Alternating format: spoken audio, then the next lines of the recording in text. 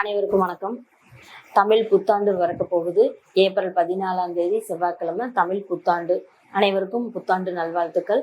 இந்த புத்தாண்டுல என்னுடைய ராசிக்கு எப்படி இருக்கு அப்படின்னு 12 ராசிக்காரவங்களும் குரு பயிற்சி ஆகுது, சனி பயிற்சி முடிஞ்சிருச்சு, ராகு கேது பயிற்சி ஆகுது, என்னுடைய ராசிக்கு எப்படி இருக்கும் அப்படின்னு எதிர்பார்ப்புகள் நிறைய பேர் இருக்கும். இருந்தாலும் இங்கே ஒரு 4 ராசிக்கு நல்ல ஜாக்பாட் அடிக்கக்கூடிய ராசியாக இருக்குது அப்படின்னா அதில் எந்த ராசி அப்படின்னு நம்ம பார்க்கலாம். இப்போ குரு பகவான் கடகத்துல உச்சமாக போறாரு. அதாவது அவரோட உச்சம் பெறக்கூடிய ராசியில பூச நட்சத்திரத்துல உச்சமாவாரு.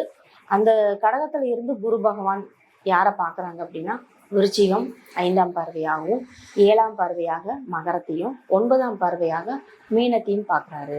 அப்போ இந்த 3 ராசிகளுக்குமே பார்த்தீங்கன்னா குரு நின்ற இடமும் குரு பார்த்த இடங்களும் நல்ல ஒரு யோகமான இந்த காலத்தை கொடுக்க போகுது அப்படிங்கிறது தான். இப்போ விருச்சிக ராசி பார்த்தீங்கன்னா 9ல் குரு உச்சம். தன்னுடைய படிப்புக்காக குழந்தைகள் வெளிநாடு போகக்கூடிய குழந்தைகளாக இருந்தாலும் அல்லது வெளியூர் பயணத்தில் இருக்கிறவங்களாக இருந்தாலும் ஆன்மீக சம்பந்தமான யாத்திரை போகக்கூடிய வாய்ப்பு இந்த மாதிரியான சூழ்நிலையில் கண்டிப்பாக அமையும். விருச்சிக ராசிக்காரங்களுக்கு இவ்வளோ நாள் 8ல் குரு இருந்தார். இப்போ 9ல் குரு உச்சமாகிறாரு அப்படின்னா இப்போ தன்னுடைய ராசியவே பார்க்குறாரு. அப்படி இருக்கும்போது மன தெளிவு உண்டாகும். நல்லா அழகாக ஃப்ரெஷ்ஷாக இருப்பீங்க. இருந்தாலும் குழந்தைகளால ஒரு சில கருத்து வேறுபாடுகள் வந்தாலும் பெரிய அளவில் பாதிக்காது அப்படிங்கிறது தான்.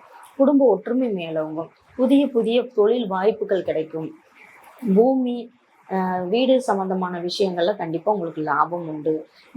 இந்த வருடம் பார்த்தீங்கன்னா கிட்டத்தட்ட எல்லா ராசிகளும் பார்த்தீங்கன்னா 5ல் சனி, 4ல் ராகு, அடுத்தது 3ல் வருவார். அப்புறம் பார்த்தீங்கன்னா 9ல் குரு உச்சம். அப்படிங்கும்போது இந்த குரு பார்த்த இடங்கள்ல உங்களுக்கு யோகமலையாக பொழியக்கூடிய வாய்ப்புகள், எதிர்பாராத ஒரு தனவரவு, எதிர்பாராத கஷ்ட நஷ்டங்கள் தீர்றதுக்கு உண்டான வாய்ப்புகள், அப்புறம் வெளியூர் தன்னுடைய பூர்வீகத்தை விட்டு வெளியில போய் தங்கி இருக்கக்கூடிய சூழ்நிலை, இது எல்லாமே இந்த விருச்சிக ராசிக்கு அமையும் அப்படிங்கிறது தான். விருச்சிக ராசிக்காரங்களுக்கு இந்த வருடமே ஒரு யோகமான வருடம்னு சொல்லலாம். இந்த வருடத்தை பயன்படுத்திக்கங்க அப்படிங்கிறது தான். அடுத்தது பார்த்தீங்கன்னா மகர ராசி. மகர ராசிக்காரவங்களுக்கு பார்த்தீங்கன்னா 7ல் குரு உச்சம். 7ஆம் பார்வையாக குருவோட பார்வை இருக்குது அப்படிங்கிறது தான். அப்போ இந்த ராசிக்காரங்களுக்கு 3ஆம் இடமும் 11ஆம் இடமும் அடுத்து 5ஆம் இடம்லாம் மிக அருமையாக இருக்கும். அதாவது குழந்தைகள் மூலமாக ஒரு பூர்வீக சொத்துக்கள் விற்காம இருக்குது அப்படின்னா அது விற்று பண வரவு வரக்கூடிய விஷயங்கள் இந்த வருஷம் பார்த்தீங்கன்னா மகர ராசிக்கு தனவரவு தாராளமாக இருக்கும். 7ஆம் இடத்துல உச்சம் அப்படிங்கும்போது பொதுநல சேவைகள்ல ஈடுபட்டு இருக்கிறவங்களுக்கு புகழ், மரியாதை, கௌரவம்லாம் தேடி வரும் அப்படின்னு சொல்லலாம். அதே போல தன்னுடைய வாழ்க்கை துணை கணவனாக இருந்தா மனைவியா இருந்தா கணவன் மூலயமாக நிறைய லாபங்கள் அள்ளித்தரக்கூடிய வகையில குரு பகவான் இந்த வருடம் இருக்காரு அப்படிங்கிறதான். தமிழ் புத்தாண்டு மகர ராசி அன்பர்களுக்கு பொறுப்புகள் அதிகரித்தாலும் கருத்து வேறுபாடுகள் இருந்தாலும் நிதானம் தவறாம நல்லா சாப்பிடக்கூடிய வகையில நிறைய விஷயங்கள் இவங்களுக்கு யோகத்தை கொடுக்கக்கூடிய விஷயமாக அமையுது அப்படிங்கிறது தான். மகர ராசிக்காரங்களுக்கு இந்த வருடம் ஒரு அற்புதமான வருடம் அப்படிங்கிறது தான். எதா இருந்தாலும் தடை தாமதங்கள் இருந்தாலும் குருவோட பார்வையால இந்த வருடம் உங்களுக்கு தனவரவு தாராளமாக இருக்கும் அப்படிங்கிறது தான். எதிர்பாராத அதிர்ஷ்டத்தை கொடுக்கும். பூமியால லாபம் கிடைக்கும் அப்படிங்கிறது தான். அடுத்தது பார்த்தீங்கன்னா மீன ராசிக்காரவங்களுக்கு 5 அதாவது 9ஆம் பார்வையாக மீன ராசியை பார்க்குறாரு. அப்போ நல்லா அழகா நீங்கள் மேக்கப் பண்ணிக்குவீங்க. உங்களுடைய மனம் தெளிவான சிந்தனை இருக்கும். ஒரு பதட்டமோ ஒரு இதுவோ எதுவும் இருக்காது. இருந்தாலும் சனி பகவான் அங்கே இருக்கிறதுனால கொஞ்சம் சிரமத்தில் உடல் உழைப்பை கொடுப்பீங்க. உடல் உழைப்பு கொஞ்சம் உடல் ஆரோக்கியம் கெடுமோ. ஆனால் குரு பார்க்கும்போது அந்த உடலில் வரத்துக்கிட்ட பனி போல விலகிரும் அப்படின்னு தான் நம்ம சொல்லணும். அப்போ உடல் நலமும் நல்லா தேறி வரும். ட்ரீட்மெண்ட்டை நீங்கள் பார்த்து அந்த ட்ரீட்மெண்ட் மூலமாக உங்களுக்கு உடல் நலம் தேறி வரக்கூடிய வாய்ப்பு. அதே போல் 5ஆம் இடத்துல குரு உச்சமாக இருக்கனால குழந்தைகள் மூலமாக மகிழ்ச்சி, குழந்தைகளுக்கு ஒரு சுபகாரிய நிகழ்ச்சிகள் செய்வது, பூர்வீக சொத்துக்களால லாபம் கிடைப்பது, இது போன்ற நிகழ்வுகள் எல்லாமே இவங்களுக்கு அருமையாக இருக்கும் அப்படின்னு. அதே போல் 11ஆம் இடமும் நல்லா இருக்கு அப்படின்னு மூத்த சகோதர வழியிலே இவங்களுக்கு லாபங்கள் கிடைக்கிறது, தொழில் மூலமாக லாபங்கள் கிடைக்கிறது, இது மாதிரியான விஷயங்கள் கண்டிப்பாக நடக்கும்.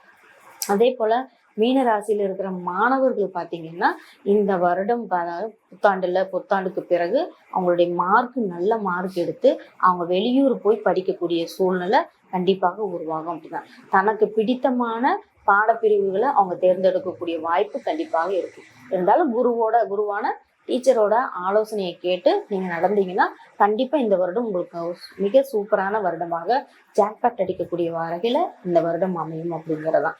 அடுத்தது பாத்தீங்கன்னா மேச ராசிக்கு பாத்தீங்கன்னா 4ல குரு உச்சம்.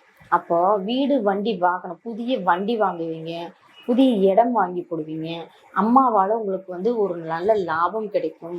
வீடு வண்டி வாகனம் விற்காம இருக்குது அப்படின்னா விற்று அதன் மூலமாக பொருளாதாரம் ஈட்டக்கூடிய வகையில் உங்களுக்கு அருமையான வருடமாக இந்த வருடம் அமையும்.